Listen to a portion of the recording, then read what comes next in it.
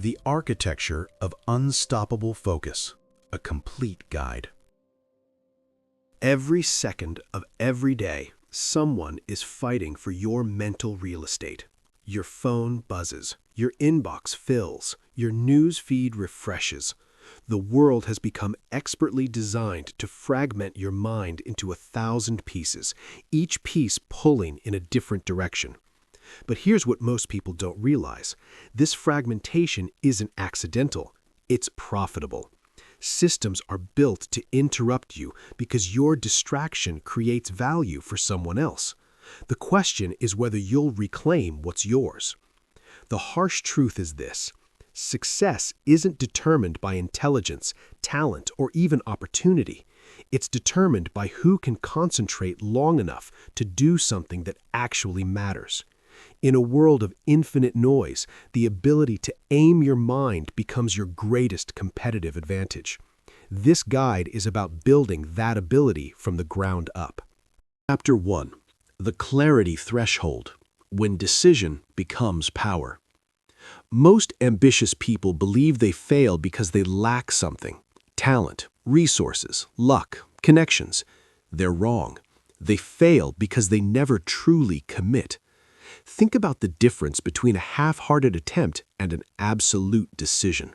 When you're halfway in, your mind is constantly open to escape routes.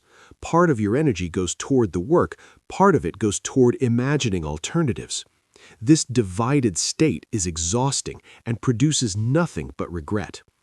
Real clarity arrives the moment you stop keeping options alive. Not the moment you feel like committing, the moment you actually decide that this is the path, these are the terms, and this is non-negotiable. Here's what happens when you make a true decision. Your brain stops negotiating. Suddenly, questions that consumed your energy for months disappear. Should I do this? Becomes irrelevant because you've already answered it. Your mind shifts from evaluation mode to execution mode. This isn't about blind commitment, it's about committed clarity. You can adjust how you do something without reopening the question of whether you're doing it. The distinction changes everything. The practice is simple. Identify what you're building, state it clearly, then eliminate every competing narrative you've been entertaining. Not secretly, not with escape plans, fully. When doubt arrives, and it will, you don't debate it, you acknowledge it and remind yourself, I've decided. That sentence closes the loop and returns your attention to the work. Over time, this becomes automatic. You're no longer wasting energy on the question of whether to continue. You're simply continuing. Chapter 2. Strategic Subtraction: Eliminating the Wrong Things. Most productivity advice gets this backwards. People think more discipline, more hours, more hustle is the answer. What actually works is the opposite: disciplined elimination. Your attention is finite. This isn't a limitation, it's a design feature. Limited attention forces you to be selective. The problem arises when you're not selective enough. You say yes to opportunities that aren't quite right. You accept obligations that slowly suffocate your priorities. You fill your day with things that feel productive but aren't moving you forward. Noise isn't just external, it's internal too. The opinions of people who don't share your stakes, the shoulds you inherited from others, the guilt that whispers you're not doing enough, the comparison that tells you someone else is ahead. Here's the critical insight. You don't need permission to reduce your inputs. You don't need to justify why you're saying no. You don't need to explain why you're moving slowly in a fast world. The people closest to you will adjust, and the people who won't adjust were never aligned with your direction anyway. The mechanics work like this. First, reduce external inputs. Fewer notifications, fewer meetings that don't require your presence, fewer conversations with people who drain rather than invest, fewer opinions about decisions you've already made. Second, reduce internal noise. This is harder because it's invisible. It means catching yourself mid-spiral when you're replaying a conversation that's already over. It means recognizing when you're thinking about something that doesn't require immediate thought. It means building the discipline to start doing instead of continuing to worry. The paradox is powerful. By doing less, you accomplish more. By saying no more often, your yes becomes stronger. By protecting silence, you create the conditions where meaningful work happens.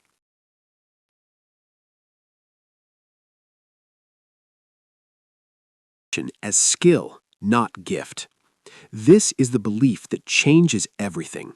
Focus is not a trait you're born with. It's not something that either works or doesn't. It's a capacity that responds to training.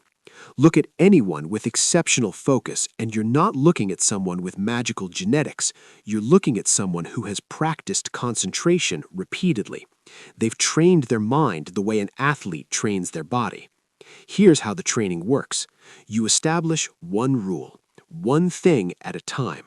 Not one thing while monitoring your phone, not one thing while your mind wanders, one thing completely. When you do this, you'll notice something uncomfortable.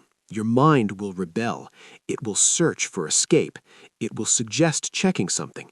It will find the task boring. This isn't weakness. This is the moment training actually begins. Every time you notice your attention wandering and you bring it back, you're building strength. It's like a repetition in the gym. The resistance is the exercise. You don't become skilled at focus by doing it perfectly. You become skilled by catching yourself mid-drift and returning over and over. The return is more important than perfect attention. In fact, expecting perfect attention is a setup for failure. What matters is how quickly you notice the drift and how immediately you correct it. Focus is the habit of returning, not the habit of never leaving. Over time, something shifts.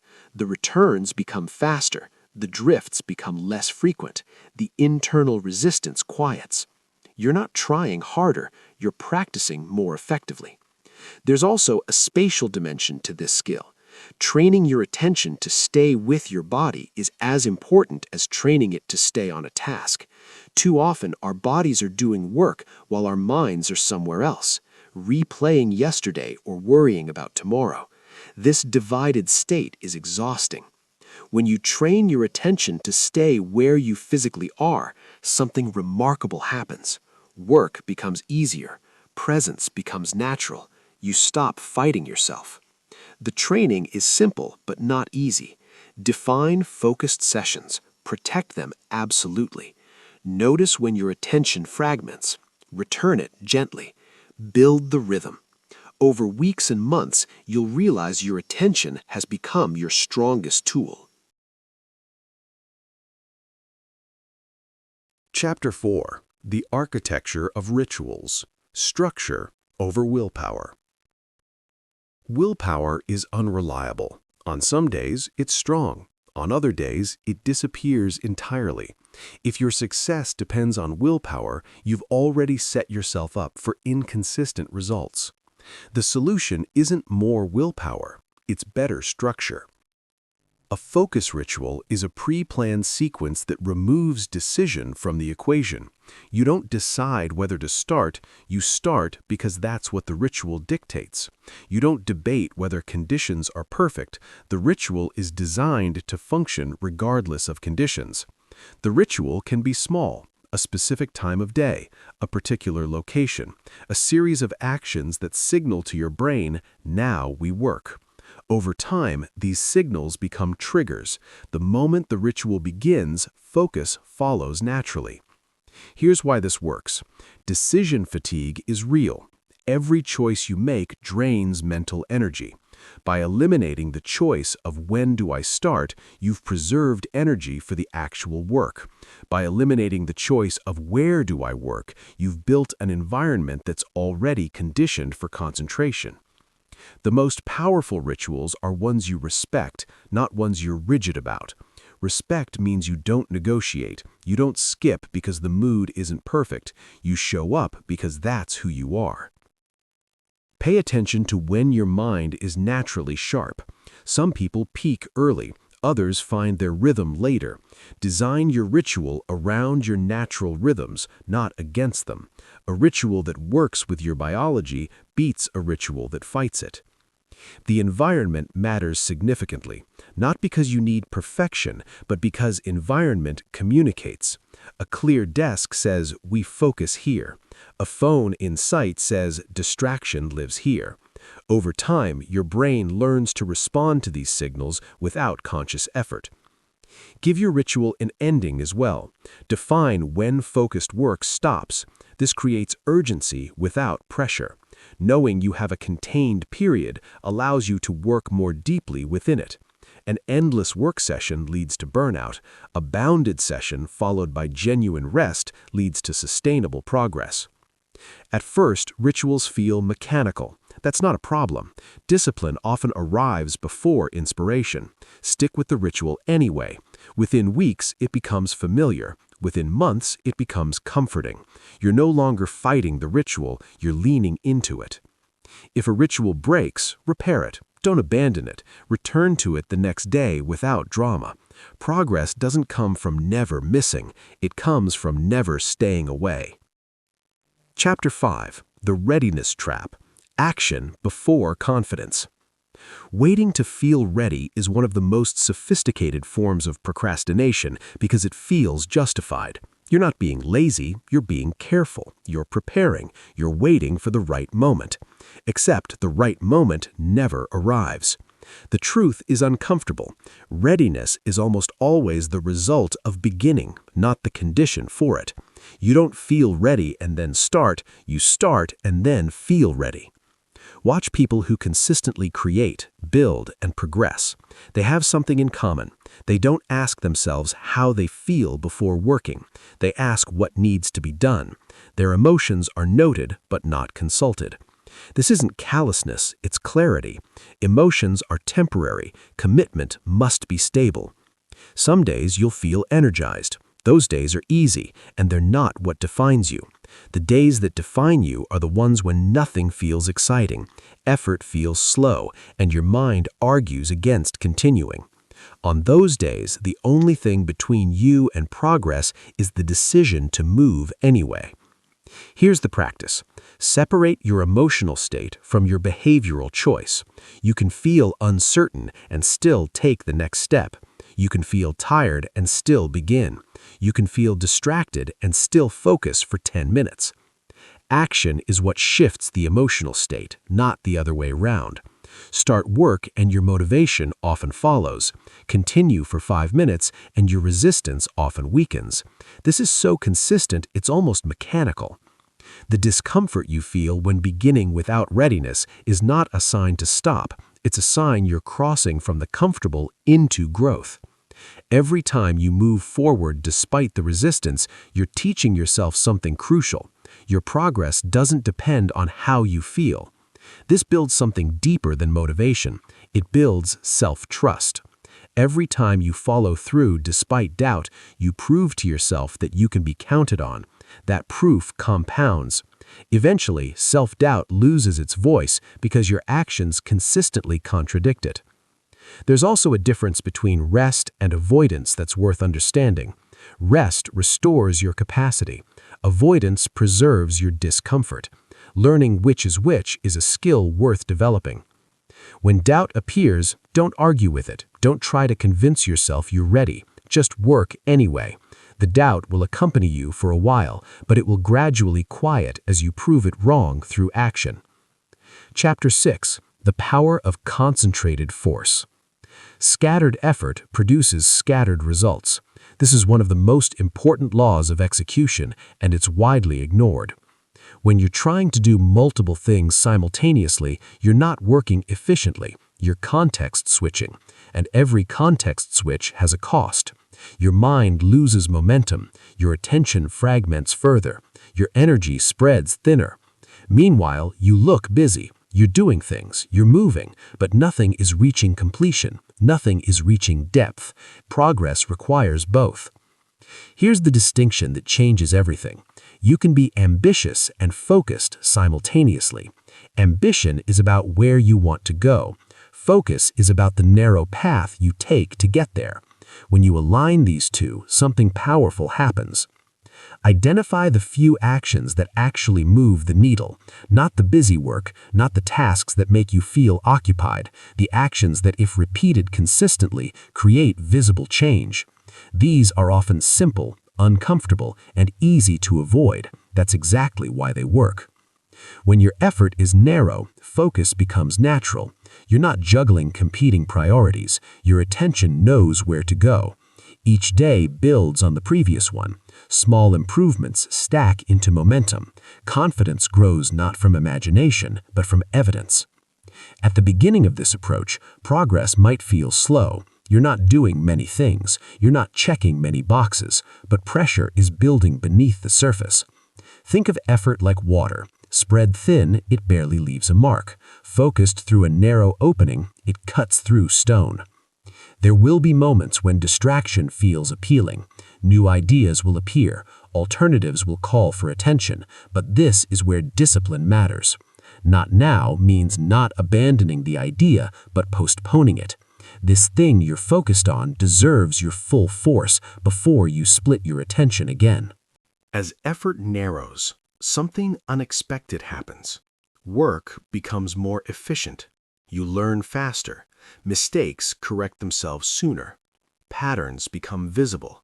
Familiarity creates mastery. Mastery creates momentum. There's also a psychological shift. Doubt loses influence because you're no longer deciding whether this matters. You've already decided. Your energy goes into execution instead of evaluation. Narrowed effort doesn't mean shrinking ambition. It means honoring your ambition enough to give it full force. It's better to move one goal significantly forward than to make shallow progress on 10. Completion changes how you see yourself. It proves to you that your focus works. Chapter 7. The Guardian Mindset. Focus isn't something you find once and keep forever. It's something you defend daily. The moment you stop protecting it, it weakens, not dramatically, but gradually. A small distraction here, an unnecessary obligation there. Soon, your attention is working for everything except what matters. The key distinction is this: if you treat focus as optional, you'll treat it casually. But if you treat it as a responsibility, your behavior changes. You become selective. You become intentional. Your attention is limited. This isn't a weakness, it's a feature. Limited attention forces you to choose. But when you give that attention away freely without standards, it becomes fragmented. Focus cannot survive in a space where everything is allowed. Guarding focus means deciding who and what earns access to your mind. Not every request deserves a response. Not every conversation needs your full presence. Not every opportunity aligns with your direction. Saying no isn't rejection, it's selection. This feels uncomfortable initially. You worry about disappointing people. You fear being misunderstood. But consider the alternative. When you say yes to everything, you say no to the work that actually matters. Guarding focus requires choosing long-term alignment over short-term approval. Boundaries aren't walls, they're filters. The strongest boundaries often operate quietly. You don't need to announce them. You enforce them through consistency. Over time, others adjust. More importantly, you adjust. You must also guard focus from yourself. This is often the hardest part. It means noticing when you reach for distraction out of habit. It means recognizing when you break concentration for comfort. Responsibility begins with awareness. Focus is drained by constant context switching. Every jump between tasks costs energy. Guarding focus means creating space where switching is minimized. It means staying with one thing long enough for your mind to settle and engage. There will be seasons when guarding focus feels isolating, when you're less available, less reactive, less involved in things that don't serve your direction. That's not withdrawal, that's alignment. Solitude often accompanies meaningful progress. You must also guard against urgency. Everything seems important when everything is loud, but urgency is often manufactured. True priorities don't scream, they wait. Guarding focus means learning the difference between what's loud and what's essential. As you protect your attention, something internal shifts. You feel calmer, clearer, less reactive. Your decisions improve because your thinking isn't constantly interrupted. People who guard their focus move differently. They're not rushed, not scattered. They're deliberate. Chapter 8. The Silent Progress Test. The hardest test of focus doesn't come during excitement. It comes during silence. You're showing up, you're doing the work, you're staying disciplined, and yet there's no visible reward, no clear feedback, no obvious sign that effort is paying off. This is where most people drift.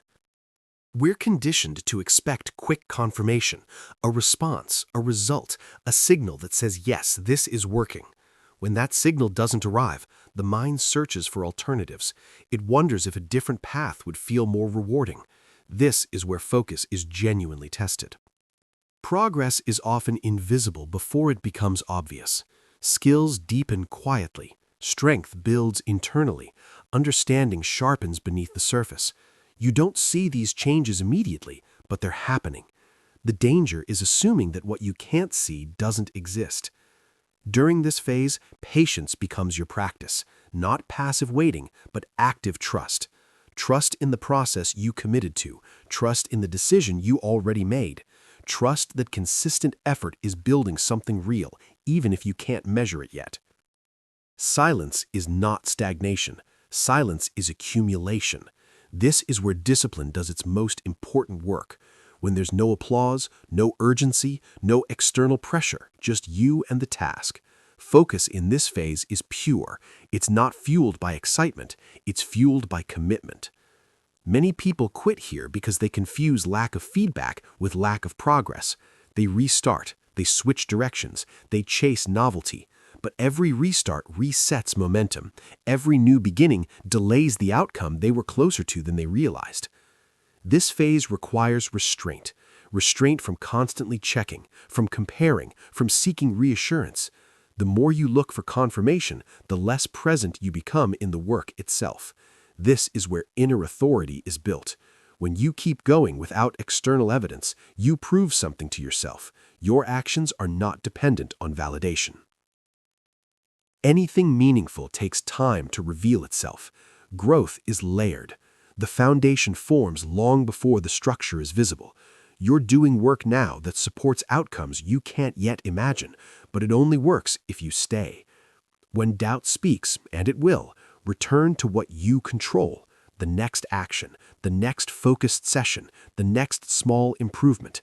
Silence the noise by moving forward, not by thinking harder. Steadiness is not dramatic. It doesn't feel heroic. It feels ordinary, but it's rare, and rarity creates advantage. Most people can't tolerate the quiet phase. You can. As you remain steady, the silence becomes familiar, comfortable. You stop needing constant feedback. Focus deepens because it's no longer distracted by expectation. Then, often unexpectedly, progress becomes visible. What felt slow suddenly looks like momentum. What felt stuck reveals itself as preparation. But this only happens if you stay long enough. Chapter 9. Breaking Free from Borrowed Direction. One of the fastest ways to lose focus is to give too much weight to opinions that don't share your responsibility. Everyone has something to say. Advice is everywhere. Feedback arrives whether you ask for it or not. The problem isn't listening. The problem is listening without selection.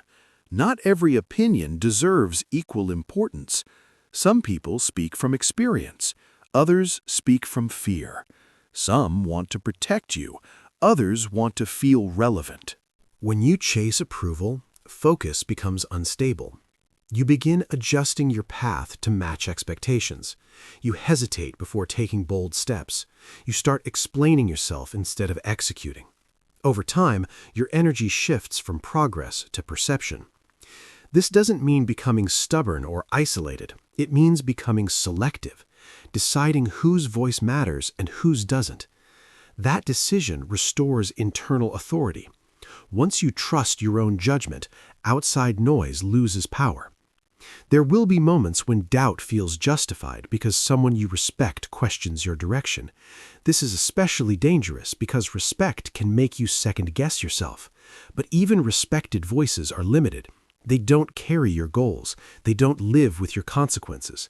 Focus strengthens when you stop outsourcing belief, when you stop asking for permission to continue, when you realize that certainty isn't something you wait for, it's something you practice. You don't need constant reassurance, you need consistency. Confidence grows from repetition, not consensus. Every focused action reinforces your direction. Every day you stay the course, self-trust replaces doubt. There's a quiet cost to constantly adjusting your path. Progress slows, energy scatters, the work never reaches depth. If you notice yourself frequently explaining your plans, pause. That urge often signals insecurity. The most focused people don't over-explain. They let results speak. Silence protects direction. Detachment also means limiting exposure. Not every conversation needs your attention. Not every critique needs a response. The more space you create between your focus and external commentary, the stronger your internal compass becomes. At first, this feels uncomfortable. You may feel misunderstood. You may feel alone in your commitment. That's part of the process. Focus often requires solitude, not physical isolation, but mental independence. When you stop reacting to opinions, something shifts. Your mind becomes quieter. Decisions become faster. You move with less hesitation. Focus feels grounded because it's no longer pulled in multiple directions. There's a difference between guidance and noise. Guidance supports your direction. Noise questions it without responsibility. Learn to recognize which is which. Accept guidance thoughtfully. Discard noise quickly. This is about ownership, owning your direction, owning your pace, owning your outcome.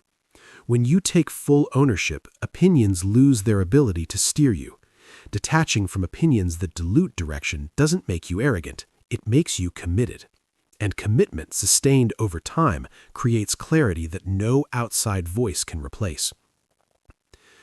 Chapter 10. Simplicity as Strength. Focus struggles in complexity. The more crowded your life becomes, the harder it is for your mind to settle on what matters. Too many commitments, too many possessions, too many expectations. Each one pulls a little attention away. Over time, that constant pull weakens clarity. Simplification isn't about having less for the sake of having less. It's about removing what competes with your focus. A cluttered environment creates a cluttered mind. When everything around you demands attention, your thoughts follow the same pattern. Simplification begins with noticing what drains you. What you tolerate quietly consumes energy. What you postpone mentally stays open in the background. Focus improves when loose ends are reduced. Many people confuse simplicity with limitation. In reality, simplicity creates space. Space to think, space to breathe, space to concentrate deeply. Start with commitments. Every commitment has a cost: time, energy, attention. Some commitments move you forward, others keep you busy. Simplifying means reviewing what you've agreed to and asking one honest question. Does this support my direction right now? If not, it may be time to let it go. Letting go doesn't require drama. It requires clarity. You don't need to justify every choice. You don't need to explain every change. Simplification is a private decision about alignment, not approval. Simplify your environment. You don't need perfect order, but you need intentional order. Remove what distracts. Keep what supports. When your space signals focus, your mind follows. Order reduces friction. Less friction means more mental energy available for meaningful work. Your schedule matters too. Overscheduling fragments attention. When every hour is packed, there's no room for depth. Focus needs uninterrupted space. Simplifying your schedule means protecting blocks of time where nothing competes. These blocks become the foundation of progress. Mental clutter is equally important.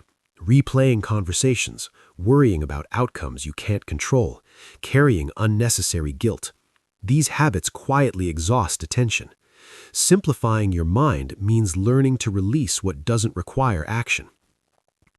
One powerful way to simplify is to reduce decisions.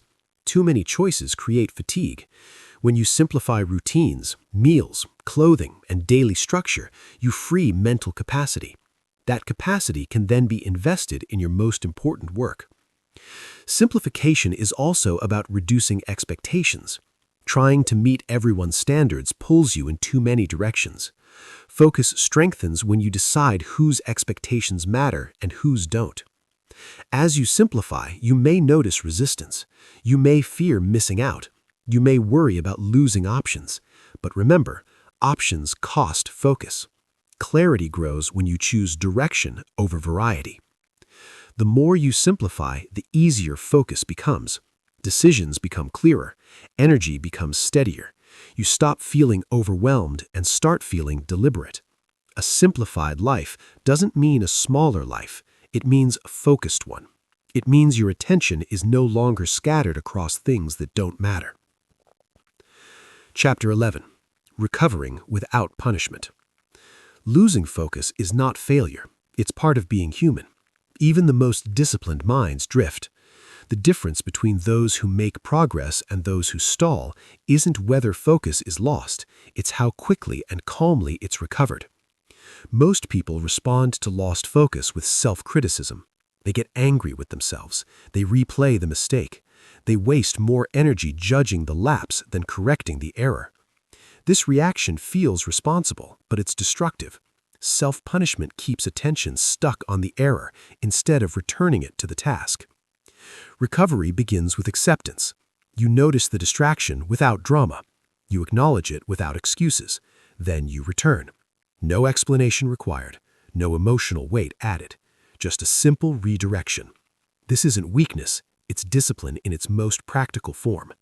Focus isn't maintained by force. It's maintained by return. Each time you bring your attention back, you strengthen control. Think of recovery as repetition, not repair. The faster you return, the less energy is lost. Frustration delays recovery. The longer you argue with yourself, the further you drift. Calm correction shortens the gap. The goal isn't avoiding distraction entirely. It's minimizing the distance between drifting and refocusing. Build a habit of immediate reset. When you notice your attention wandering, gently anchor it back to the next small action. One sentence, one page, one step. Large corrections overwhelm. Small corrections work. Guilt has no place in focus. Guilt creates resistance. Resistance drains energy. Focus thrives in neutrality. When you treat distraction as information instead of failure, you stay in control. This applies to missed days, broken routines, and unfinished sessions. Skipping once doesn't erase progress. Quitting because you skipped does. Recovery means continuing without carrying yesterday into today. Many people abandon structure because they believe they've ruined it. That belief is the real problem. Discipline isn't fragile, it's flexible. It bends and returns. Your internal dialogue matters here. Speak to yourself the way a good mentor would. Direct, calm, solution-focused. Back to work, that's enough. No lecture required. Recovery also means adjusting, not just restarting. If focus breaks repeatedly, something needs to change. Shorter sessions, fewer distractions, clearer boundaries.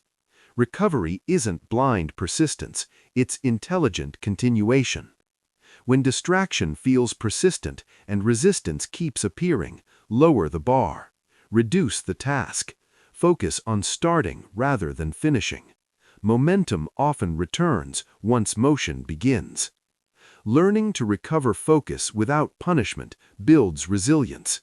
You stop fearing mistakes. You stop overreacting to slips. Progress becomes steady because it's no longer disrupted by emotional overcorrection. Over time, recovery becomes faster, quieter, almost automatic. Distraction still appears, but it no longer derails you. Focus returns because returning has become a habit. This is maturity in discipline, not rigid control, but reliable correction. You don't need to be perfect. You need to be consistent in coming back. Chapter 12. Identity as Infrastructure. Focus reaches its highest level when it becomes part of who you are. Not something you try, but something you do. Not a temporary effort, but a personal standard. Identity quietly determines behavior long before motivation enters the picture. Most people start things easily. They begin with enthusiasm. They collect ideas. They feel productive. But starting is common. Finishing is rare. And rarity is what creates confidence. The person who finishes becomes someone they can trust. Every unfinished task leaves a small mark.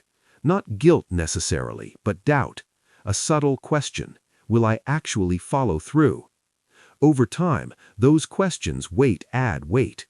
Focus weakens because the mind no longer believes in completion. Identity shifts toward inconsistency. Becoming the person who finishes reverses this pattern. It rebuilds self-trust. Each completed task reinforces the belief that you do what you say you will do. That belief strengthens focus automatically. The mind follows through because it expects completion. Finishing isn't about perfection, it's about closure. Done is better than ideal. Finished is better than flawless. Focus grows when you move things across the line, even imperfectly. Completion creates momentum. This requires resisting the urge to abandon. When excitement fades, the middle of any effort is uncomfortable. Novelty disappears. Difficulty appears. This is where identity is tested. Do you finish when it's easy or when it's necessary? Finishing means staying present during the least exciting parts. It means continuing when recognition is absent. It means trusting the process long enough to see it conclude. This discipline isn't dramatic, but it's powerful. Start finishing small things. Small completions matter. They train your nervous system to expect closure. They strengthen the habit of follow-through. Over time, this habit scales naturally. Avoid collecting unfinished projects.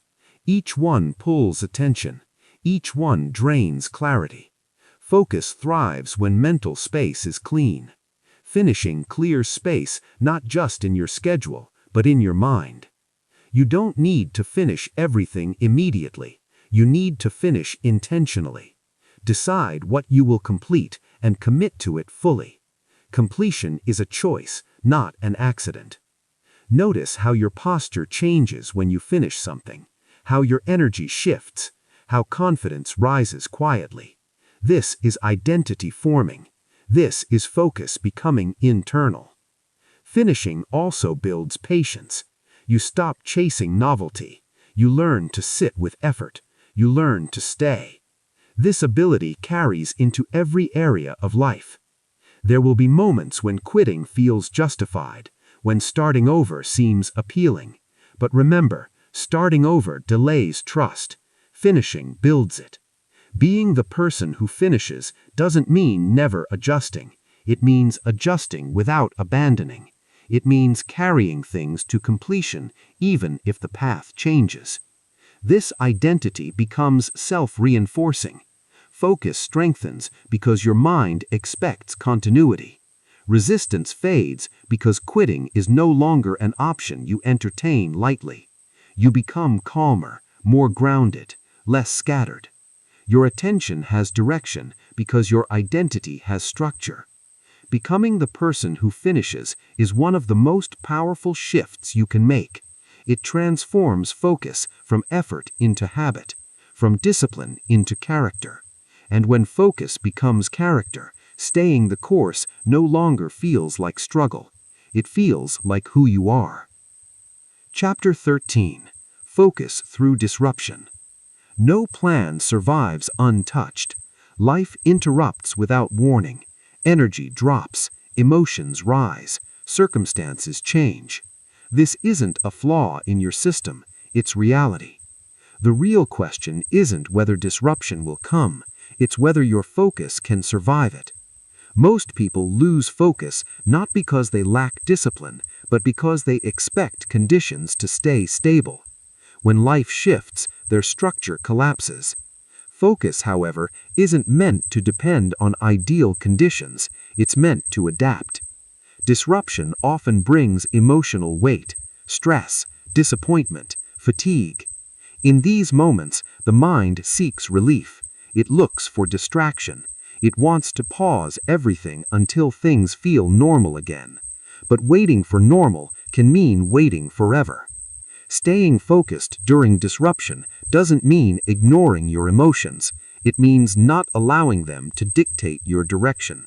You acknowledge what you feel, but you don't hand it control. Focus remains active even when energy is low. This is where flexibility matters. When life disrupts you, adjust the scale, not the commitment. You may not be able to give full effort. That's fine. Give consistent effort. Progress may slow, but it doesn't stop. Reduce the task, shorten the session, simplify the goal. Focus doesn't require intensity to survive, it requires continuity. Even small action keeps the thread unbroken.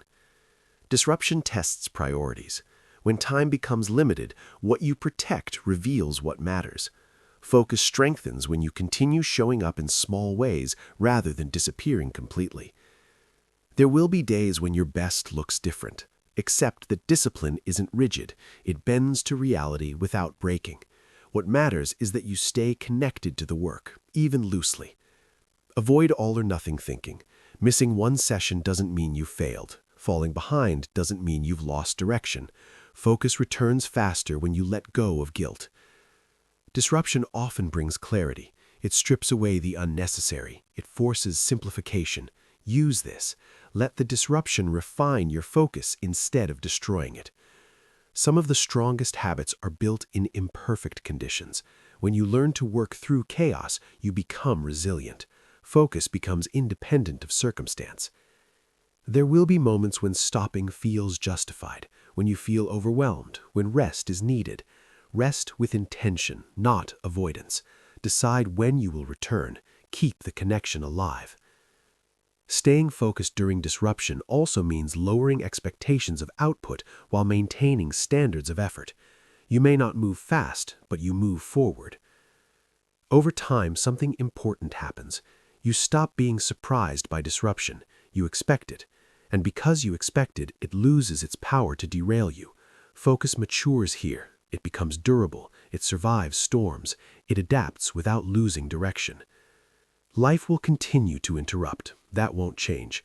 What can change is your response. When you stay focused through disruption, you prove something powerful to yourself. You prove that your commitment isn't conditional, that your progress doesn't depend on comfort, that your focus is strong enough to continue even when life doesn't cooperate. Chapter 14. Measuring what actually moves the needle. Many people lose focus not because they aren't working, but because they're measuring the wrong things. They look for dramatic results, big changes, immediate confirmation. When those don't appear, motivation fades and doubt grows. Focus weakens not from lack of effort, but from the right feedback. What you measure determines what you sustain. If you only measure outcomes, you will quit during the quiet phases. Outcomes lag, they show up late. Focus, however, is built in the daily process. That's where measurement should live. Progress is not always visible, but it is always traceable. Did you show up? Did you follow the ritual? Did you complete the session you committed to? These are meaningful markers. They tell you whether your focus is intact. When you measure behavior instead of results, consistency improves. You stop chasing emotional highs and start building reliable patterns. Focus becomes steady because it's anchored to action, not mood. Many people sabotage focus by constantly evaluating how they feel. Feelings fluctuate. They're poor indicators of progress. Some of your most productive days will feel unremarkable. Some of your least productive days will feel busy. Measurement cuts through this illusion. Choose simple metrics. Complex systems create confusion. 1 or 2 clear markers are enough. Did I do the work I said I would do today? Did I protect my focus window? Did I move the task forward even slightly? These questions keep you aligned. Tracking progress also creates accountability to yourself. When you see your consistency on paper, confidence grows. Focus strengthens because it's reinforced by evidence. Avoid the trap of comparison. Comparing your progress to others distorts measurement. Everyone's timeline is different. Focus weakens when it's constantly judged against someone else's results. Instead, measure against your own standard. Are you more consistent than last week? More focused than last month? Progress is personal. Measurement also provides clarity. When adjustments are needed, if progress stalls, the data tells you where. Maybe sessions are too long. Maybe distractions are creeping in. Measurement turns frustration into information. Celebrate small wins, not emotionally but deliberately. Acknowledge consistency. Recognition reinforces behavior. Focus responds to reinforcement. Be careful not to overmeasure. Obsession with tracking can become another distraction. Measurement should support focus, not replace it. Keep it light, keep it honest. When focus feels shaky, return to measurement. It grounds you. It reminds you that progress is happening even if outcomes are still forming. Over time, measuring what matters changes your relationship with effort. You stop demanding instant results. You trust the process because you can see it working. Focus becomes less emotional, more mechanical, more dependable. You show up because the system works, not because you feel inspired. Measuring progress that actually matters keeps you moving during doubt. It anchors you during silence. It turns patience into confidence. When you know how to measure correctly, focus becomes sustainable. And when focus is sustainable, results arrive, not suddenly, but inevitably. Chapter 15. The Completion Covenant. There is a moment in every meaningful pursuit when finishing becomes harder than starting. The excitement is gone, the novelty is faded. What remains is quiet. Finishing doesn't require perfection. It requires closure. The final version doesn't need to impress, it needs to exist. Completion allows learning to settle.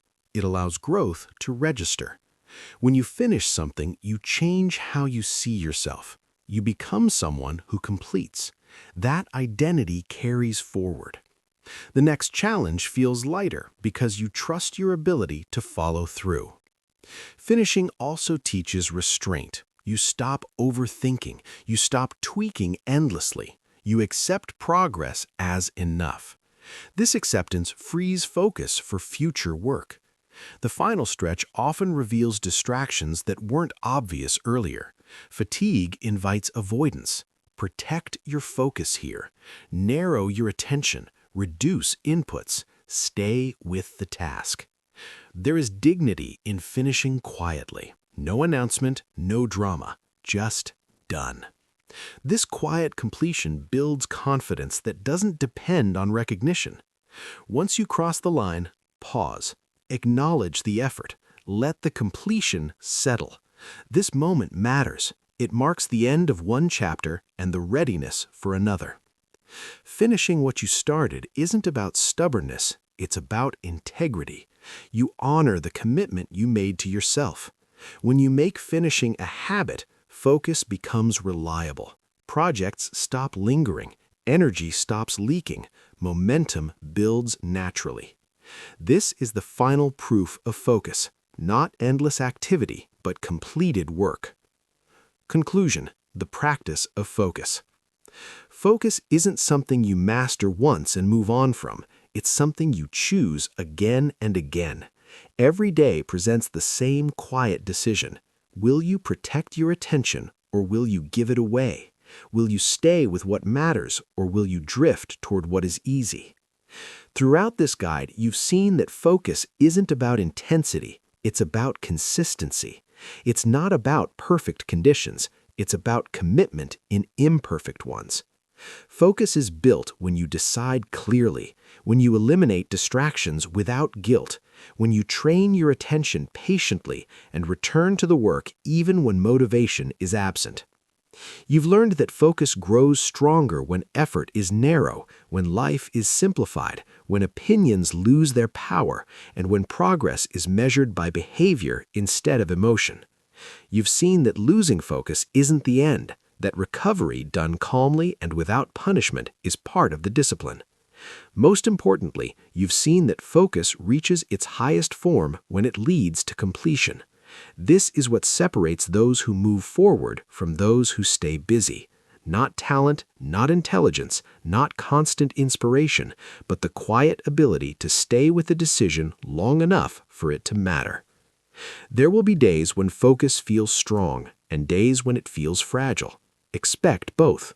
The difference now is that you know what to do. You know how to return. You know how to simplify, narrow, protect, and continue.